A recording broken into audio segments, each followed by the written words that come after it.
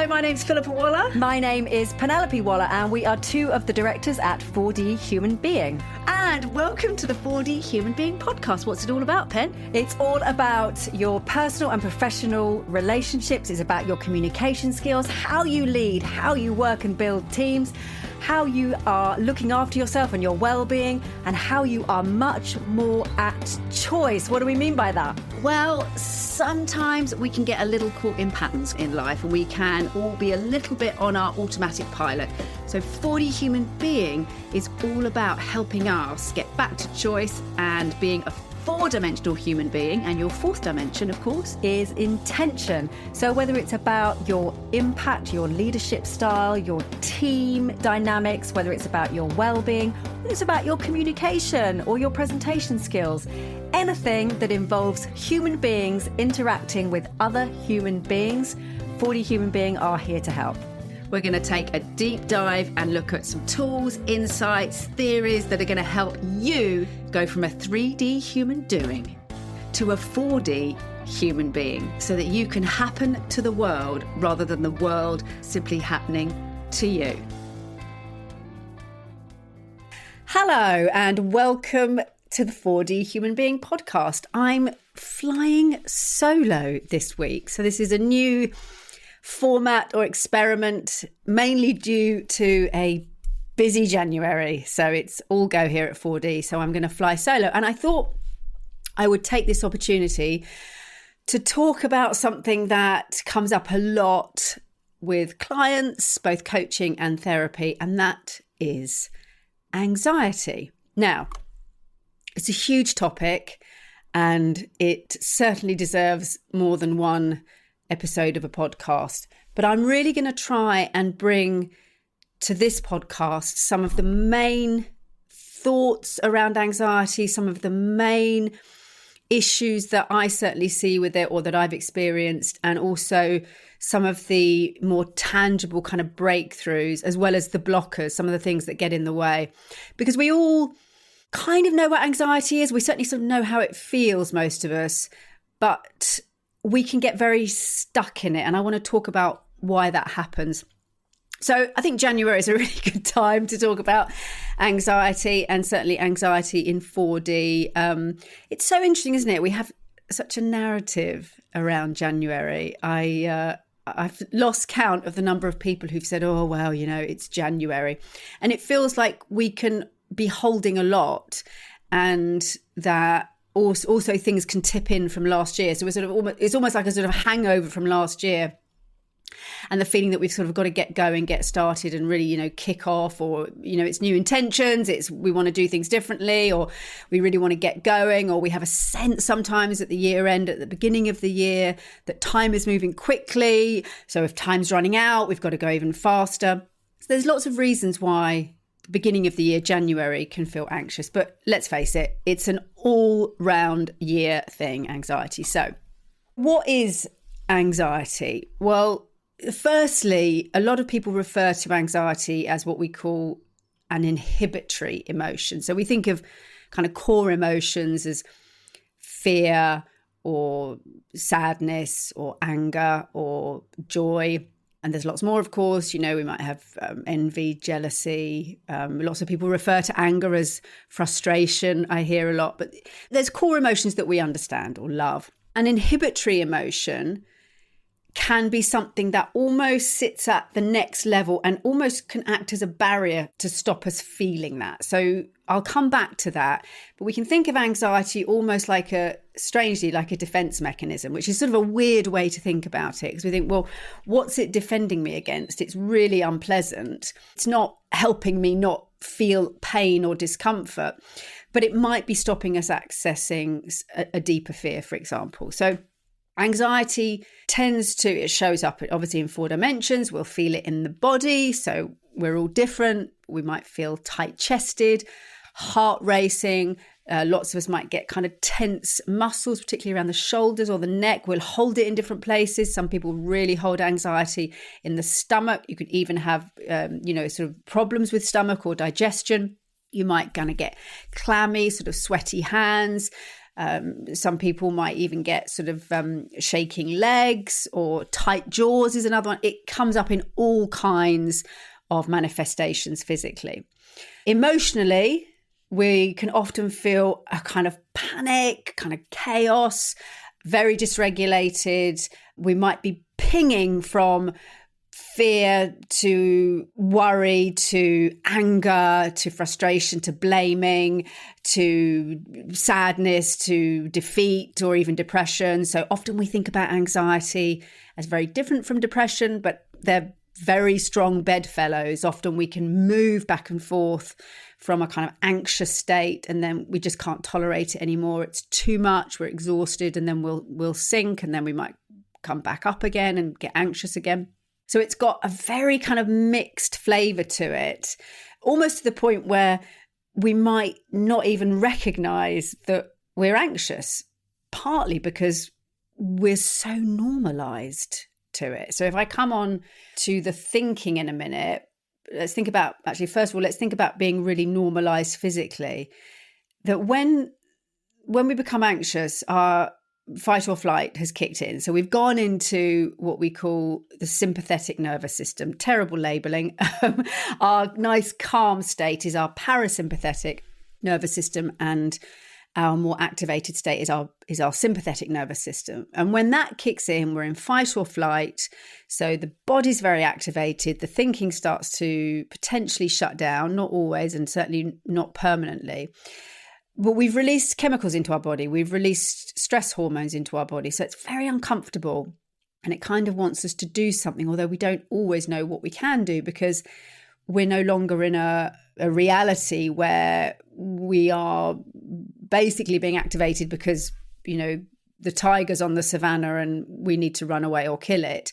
We're activated by much more complex problems. You know, it might even be that we're anxious about, you know, we're talking a lot in therapy even, there's lots of courses now on eco-anxiety, you know, that we might be activated by the fear of what might happen to the planet, or at the moment, you know, the amount of news coming in. We can't solve those problems. So even if we're activated and we've gone into fight or flight, we can't really fight sort of global politics. We certainly can't solve it in a moment. So that nervous system response that was very useful in a much more simplistic way of get out of this situation or fight whatever's coming towards you.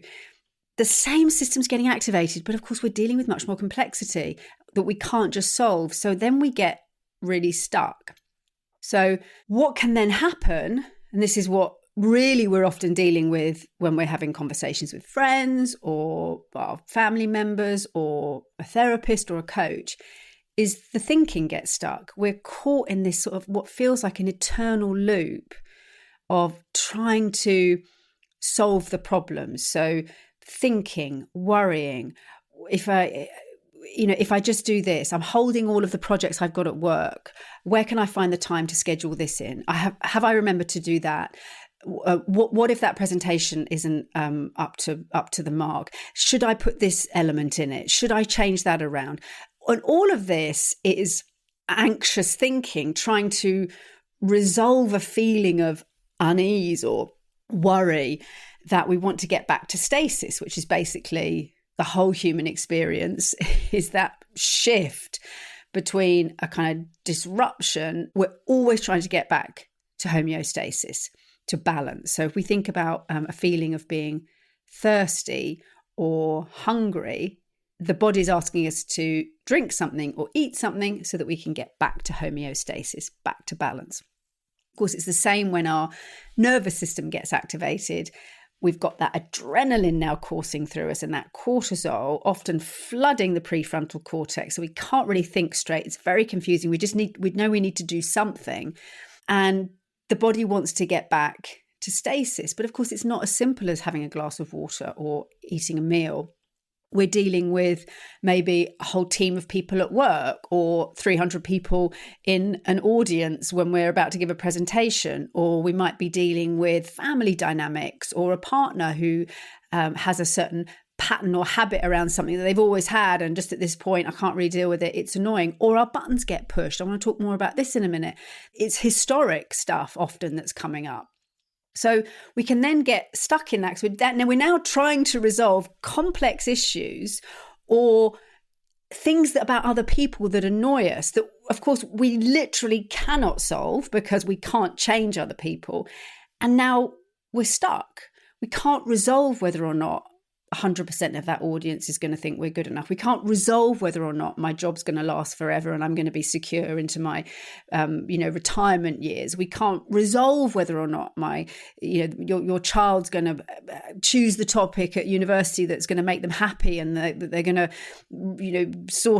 be happy in a relationship permanently. Like, we just cannot resolve these things. It's absolutely impossible.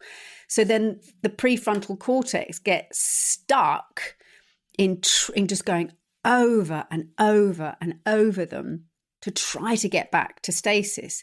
But it's a bit of a trap, which I'm going to come back to in a minute.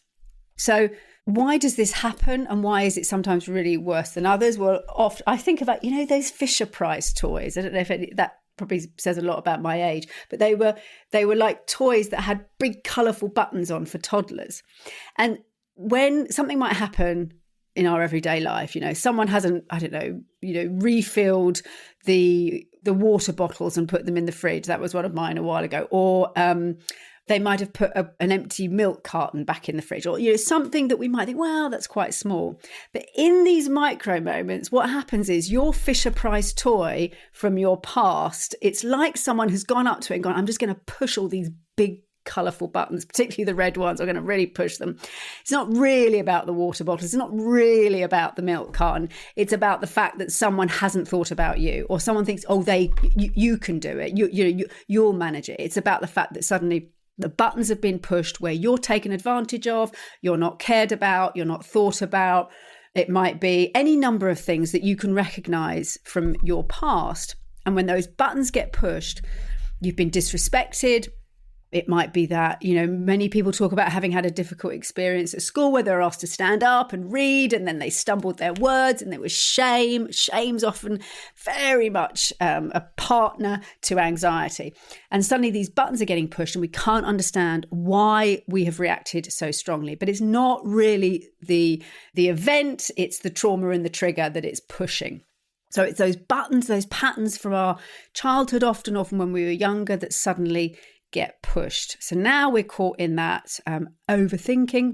This can also happen, of course, when we're overwhelmed, when our capacity bucket is full. So it might be that something really small happens and we can't understand why we're reacting so strongly. And that could be because it's pushed something very deep in you. The fear of being rejected, the fear of being alone or abandoned could be in there. Suddenly you've got a team member leaving, or somebody hasn't invited you to a work event. It's not that you're not going to Pizza Express with the team. It's that something much deeper has been pushed. And equally, so it might be the event from the past, but equally you might be in overwhelm. Your capacity bucket is full. You don't even realize because you've so normalized the stress experience that day to day you're living at that heightened, almost like adrenal burnout, where your system is just activated all the time. And we really have normalized this a lot, certainly in the business world, in the corporate world, but I think in life in general, the pace at which we operate, the self-experience of being activated so much of the time, we've totally normalized it as a totally normal, just like that's the default setting. Like we don't even think that's activated. So then if you imagine that then another thing comes in, you're now what we'd call plate spinning, and actually think, well, this is perfectly reasonable. Bob over there seems to be managing to do all these things and take on more. And what you haven't realized is that your capacity bucket is already absolutely full, and that will be different for everybody. We've all got different sizes of capacity bucket. So Bob might be able to handle it, but if you can't, you might then start beating up on yourself that you should be able to. So you've just added a whole heap more anxiety in. But what happens is we're already in overwhelm. Something else comes in and we don't understand why suddenly we can't sleep, we can't stop worrying, we can't stop thinking. We're absolutely in overwhelm. So trying to give a sort of very sort of quick overview of all the ways that anxiety can come in and also how it's experienced. Now, There's a book by Tim Ferriss called The 4-Hour Week, and what he talks about the deferrers in that. And I think this really speaks to anxiety. That anxiety becomes very future focused. So we get caught in the trap of, if I just spin another plate, if I just do this, if I think about this a bit more, if I'm up all night thinking enough, some part of you believes eventually you'll resolve it. And that means that in the future, at some point, if I think about this enough, if I take on another job, if I do enough, if I work at this pace enough, at some point, hopefully in the kind of near future, I'll get my reward.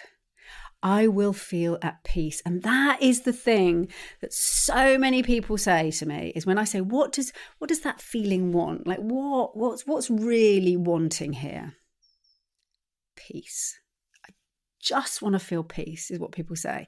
Now, what's so interesting is that what we're actually doing is running around, looking at a new car, earning more money, getting the roof fixed, buying a new sofa for the house, going to the supermarket, seeing friends, booking a holiday, taking on another work project, flying here and there.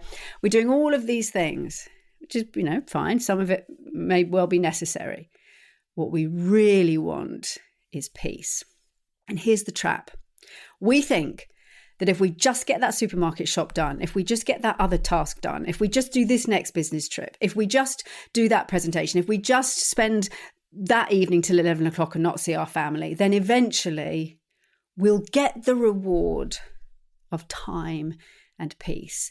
And it's a trap. It's an absolute trap. Now, part of you knows this when I'm saying it, that if I spin another plate, if I just keep doing it, if I keep going through my emails and my inbox, I will get the reward where at the end of it, eventually, I will feel at peace. It's such an illusion. It's such a trap. And I'm sort of smiling, but there's a real sadness to it, because the part of us that believes it is the part of us that's keeping it trapped. And that is, we could call it your ego, your prefrontal cortex, your rational mind, that is constantly trying to find that either solution or justification. That if I do this enough, I'll get the reward, I'll get my peace. I'll just do this one. I'll just do this presentation. I'll just work till 11 o'clock every night this week, but then next week I won't. I'll just say yes to this. I don't want to upset anybody. That part of us, if we think about the 4D model, so we've looked at the physical, what happens to you physically, what happens to us emotionally, some of those experiences, and then we can get angry, we start blaming people, or we're grumpy with people, we're difficult, we're intolerant, we're impatient, all of those emotions that come in. Often we'll be quite unkind to ourselves as well. You should be able to, you're being ridiculous, get on with it, other people can. And then we come to the intellectual dimension. This is obviously the thinking, the ruminating. And we'll often think about this part of ourselves as the kind of smartest in the room. They're doing all the thinking. They're doing all the working out. They're doing all the, well, if I've got half an hour there, I'll do that. And then if I just do that, and then actually, if you cancel that coffee with your friend, then you can squeeze that in, and you can, you'll be able to finish that piece of work. And don't forget to call the plumber. And that part of your, that rational brain is working so hard to supposedly resolve your anxiety. But of course, what it's actually doing is it's colluding with the anxiety. So the feelings are bubbling up, and that thinking, that rational brain, that ego is now strategizing to see if it can spin another plate and keep going to keep all of this together. Because what that part of us fears most is stopping, and the shame of not being the person who can operate at this level. So that's the trap, that we think our kind of friend is our intellectual self who's really working hard to try to resolve something. But on the other side of it, it's the very part of us that is keeping us trapped. To avoid, let's go back to where I started, shame, humiliation, embarrassment, not feeling good enough, the fear that if I'm not this, then I won't be loved, my friends won't want me, my partner will leave me because I won't be able to continue with the job I'm doing, or whatever it is. So that's the trap. That's the trap. The part of us that keeps those plates spinning is also the part of us that believes that if we don't keep those plates spinning, we will not be worthy of love or respect or whatever it is that we want. So we are completely suspended. I'm clenching my fists here. There's such a tightness to this trap, to this trick, that you've got a taskmaster in your head making you keep going, but from a not very, how can I put it? It's not a self-compassionate place. It's not a kind place. It's not saying it's going to be okay. You'll be okay. I love you. You will be loved. It's saying you've got to keep going, because if you don't, it's all going to fall apart and it's going to be over for you. So this is the trap. It doesn't matter how many plates we spin, we're just still in that trap. So the idea that if I spin another plate, I'm going to somehow resolve it. So I'm talking to the intellect now, and eventually we'll go back down to the physical, because that's really where we want to hack into the anxiety trap. But the idea that if you spin enough plates, you'll be free, the illusion is that you'll be free from more plates needing to be spun. I guess there's a very small percentage of possibility that could happen. I guess if one retires or you're on Christmas holiday, you have a short break.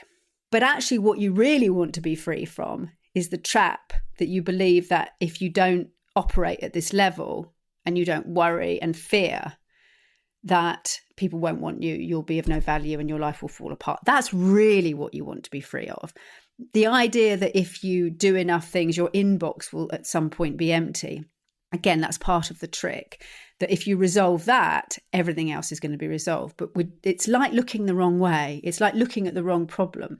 What we really need to be looking at is the fear that we have underneath the anxiety of what people might think, or what might happen, or being abandoned, as I said, unloved, or any number of things. Those fears that are driving like a hot furnace in an old steam train, are just driving the speed that you've got to keep going until maybe you burn out, or maybe there's enough of a crisis that you have permission to stop, but only if there's a crisis. You're not allowed to stop unless there's a crisis. That's often part of the trick. So all of these traps and tricks are playing out. Now, one thing I want to say before we go to hacking at the physical level, this is how I like to think about the rational, super smart brain that we think is really working hard to try to resolve anxiety for us.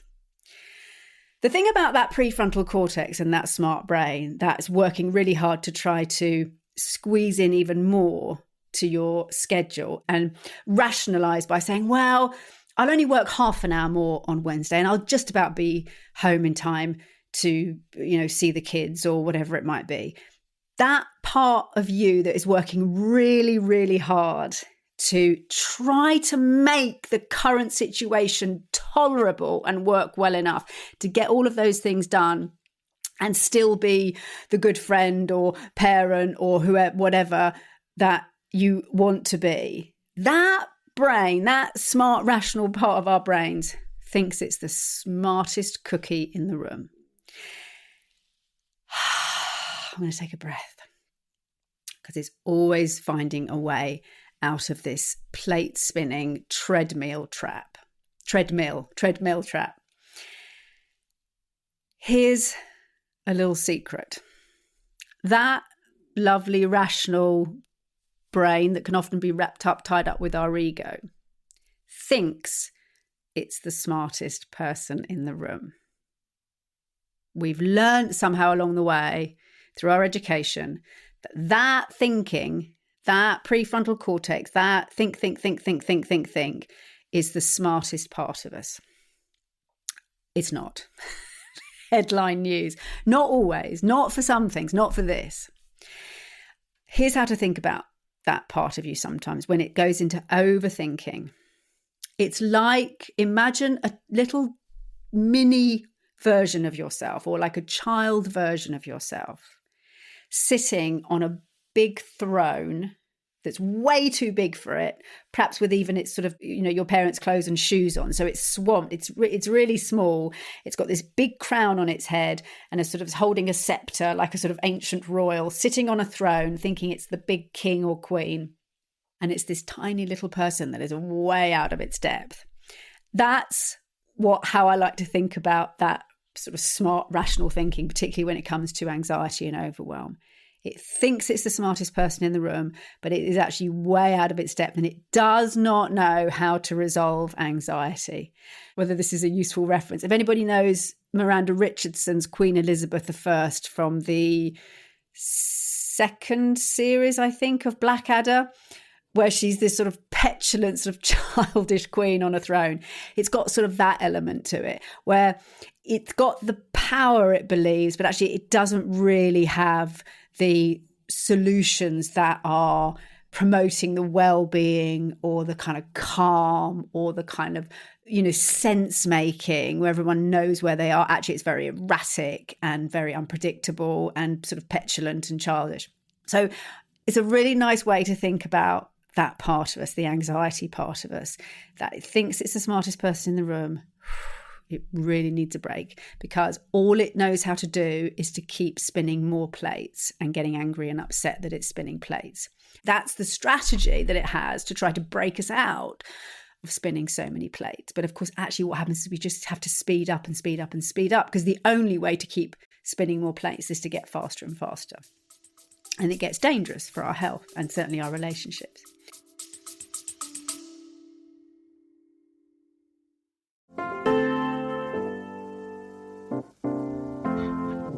A quick word from us at 4D Human Being. If you're enjoying the show, please do click follow so that you can have the 4D Human Being podcast instantly in your feed. And we'd love it if you liked and reviewed us. Let us know what you think.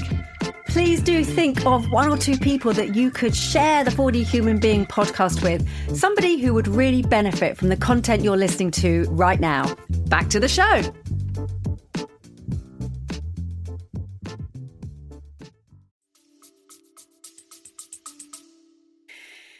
So there's a couple of things to think about here. One is anger can be really useful because it's often the breakout. Confusion and anger, two things that we really don't like feeling, are often really, really useful. Confusion, because that's finally the brain saying, I really don't know how to get out of this. And that's great, because that's now opening a new door from this trap. That rational part, that rational brain that thinks it can find a way out through thinking, finally confusion takes over and says, we can't. We seem to be stuck.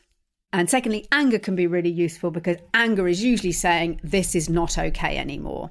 So we often try to avoid anger. We may have been conditioned out of it. We shouldn't feel it. It's not very appealing, or I don't identify with being angry. People won't like me if I'm angry. But ask yourself this question. Rather than trying to ask yourself, why do I feel so anxious? Ask yourself what these feelings are wanting. Much better question for you, because we can kind of ruminate on the why forever. Wow, if I look back to my childhood, I remember that time where I stood up in the classroom and the people laughed, and now presentations are a nightmare. Or I never really felt good enough. I never really got the praise I wanted as I was growing up. There might be any number of things, and they are all definitely useful to look at, to glance at. But once we know, well, that is very possibly a reason why I feel like this in these moments. I was bullied at school, and so the fear of power overwhelming me, or the fear of being left out of groups, like that all makes sense. But then in the moment, once we may have got some kind of why do I feel like this, that's not going to break us out. The rational brain doesn't really break us out. It might answer some questions, but then we can't understand why. Well, I know this, so why am I still stuck? It's because we need to go into the emotion and into the physical to break free. So ask yourself firstly this question. What is either my anxiety? What is this feeling? It might be anger, it might be panic, it might be anxiety. What is it wanting? What does it really want? Now, you might get to that first stage of, well, it wants this presentation to go well. Keep pushing through. What does it really want? Well, it wants to feel that it's good enough, or that it's acceptable, or that people like it, or that it's going to belong, or that it's going to be safe. It'll be things around safety and belonging. It'll be really primal feelings. So first of all, find out, what does this feeling want to get to? Anger. This isn't okay for me. What does that anger want? It wants to stop feeling put upon, stop being demanded upon, it doesn't want to feel guilt or, shame that it needs to be more, it needs to please other people or whatever it might be. It just wants to feel okay. I want to feel okay in myself. I want to feel calm. I want to feel loved. Great. So we've got some of those bases. I want to feel safe. I want to feel loved. I want to feel belonging. Now ask yourself this. Do you make yourself feel safe? Do you make yourself feel loved?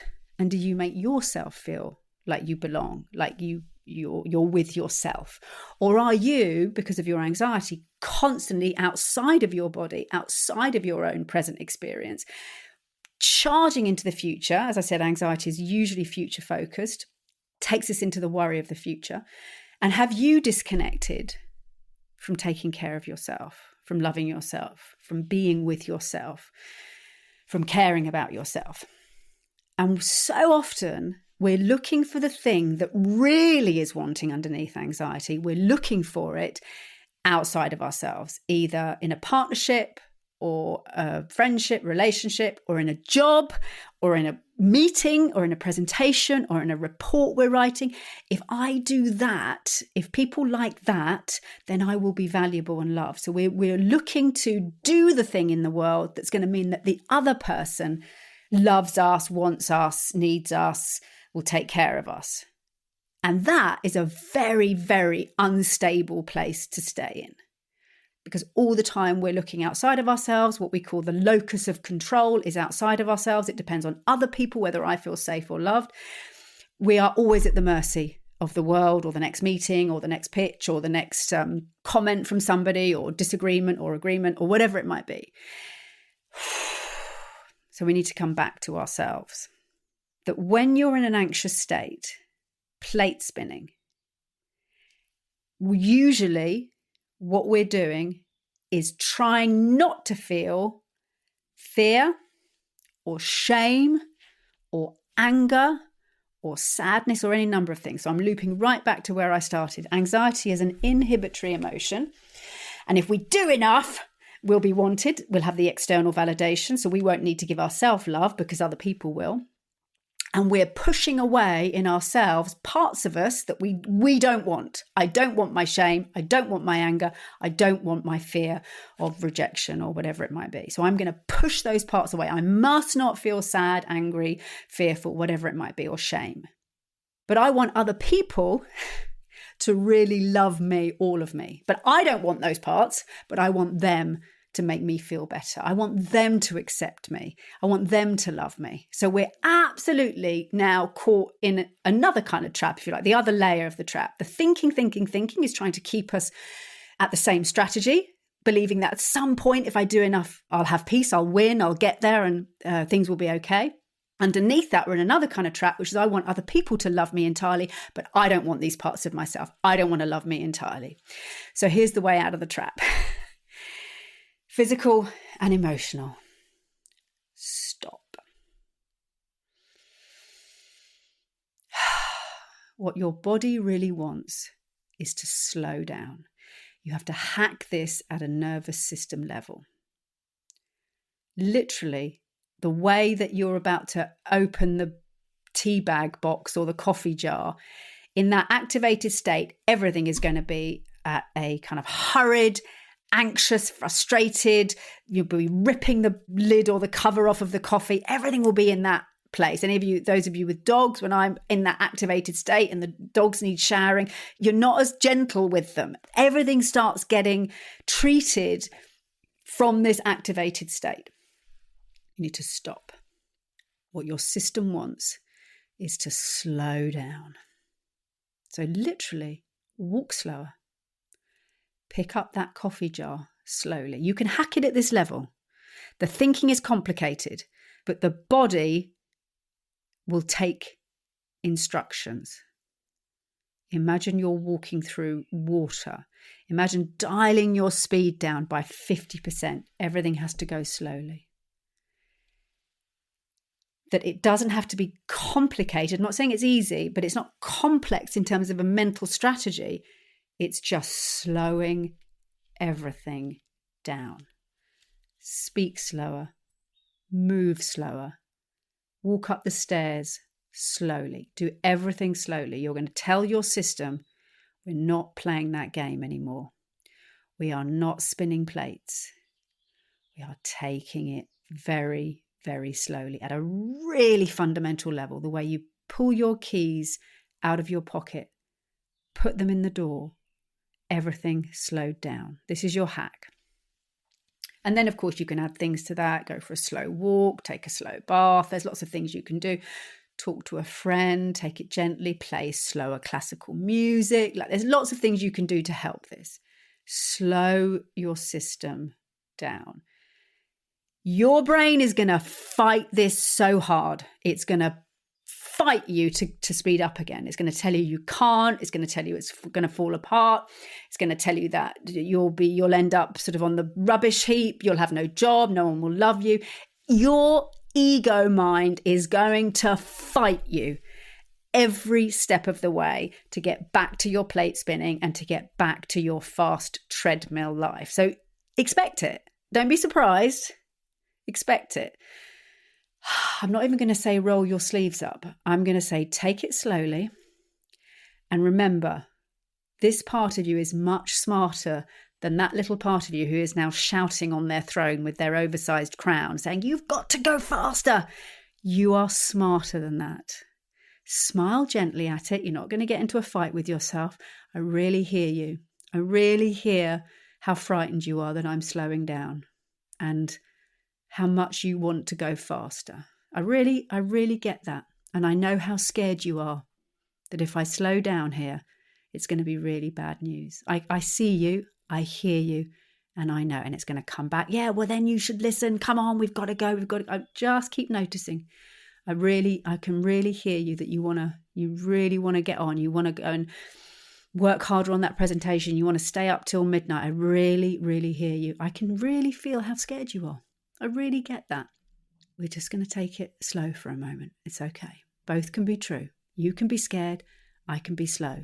Both can be true. No fight.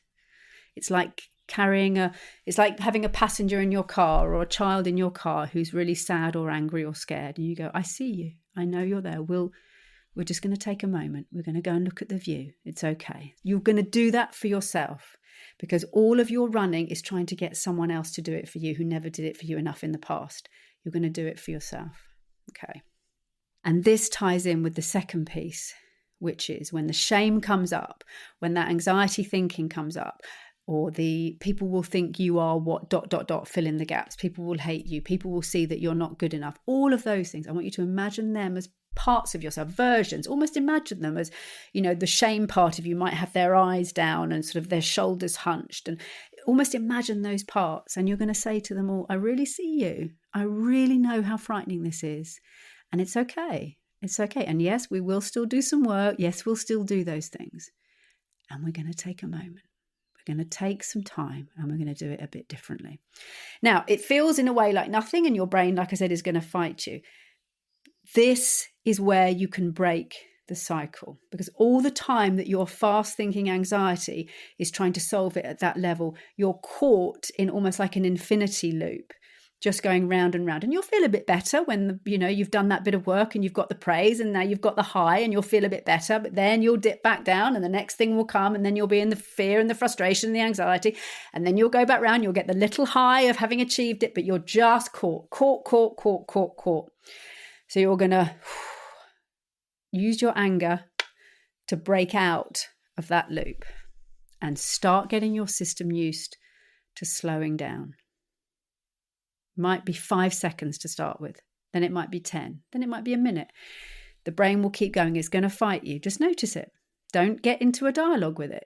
It wants to get you into like a tennis match. It wants you to say, well, but if we take a moment, we might feel a bit better. Well, if you take a moment, then, Bob in accounts will be working harder and he'll pick up the email and it will get into a fight with you. So you don't want to get into a dialogue with it of, well, yes, but. That's not what you want. Just notice it. I really see you. I know you're frightened. Yeah, but you should be getting up off the sofa. You haven't got time to slow down. I really, really hear you. I really hear how scary that is, that we're going to take a moment. Almost like a child.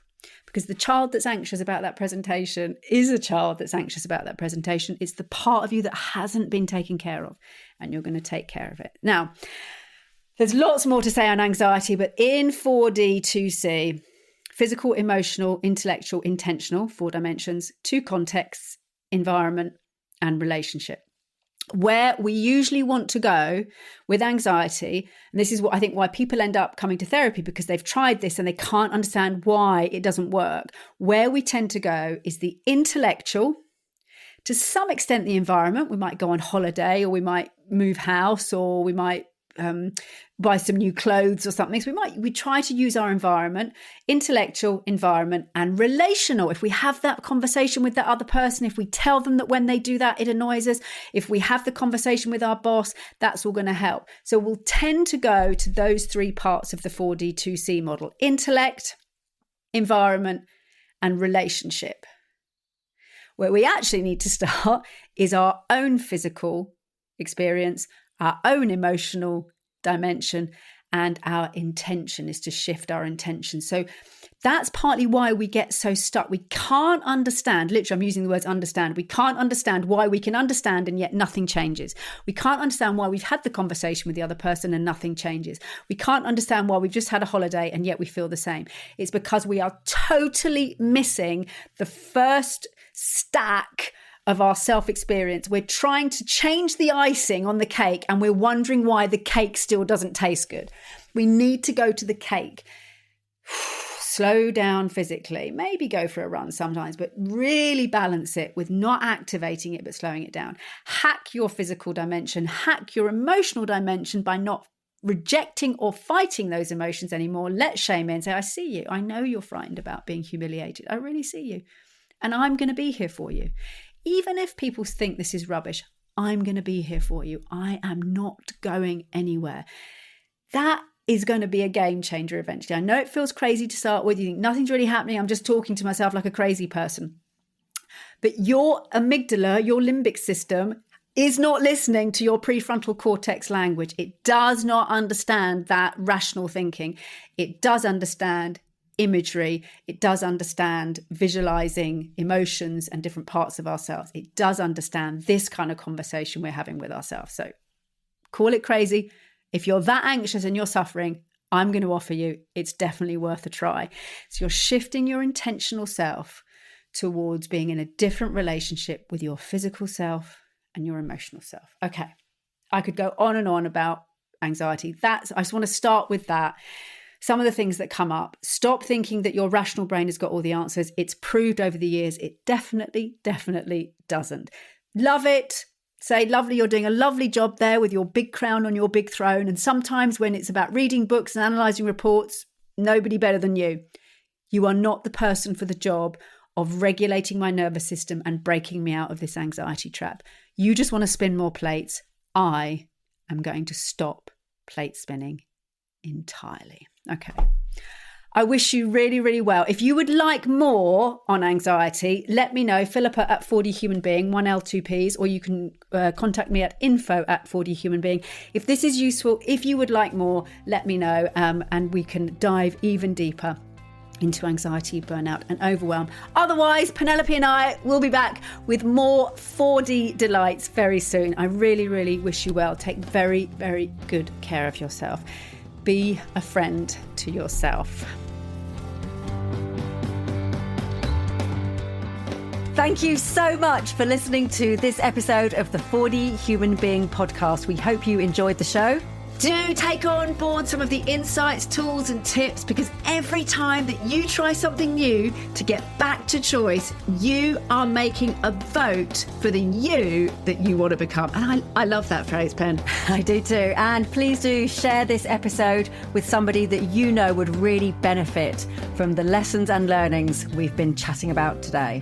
And of course, if you're interested in more from 4D Human Being, do get in touch. We run workshops, trainings, online, in person, conference events and keynotes. We've got the 4D On Demand platform for your whole organisation. And we do have a free Essentials membership where anybody can sign up for absolutely free to access some of our insights, tools and tips. So do get in touch with us if you'd like to hear more. We cannot wait to hear from you and to carry on the conversation.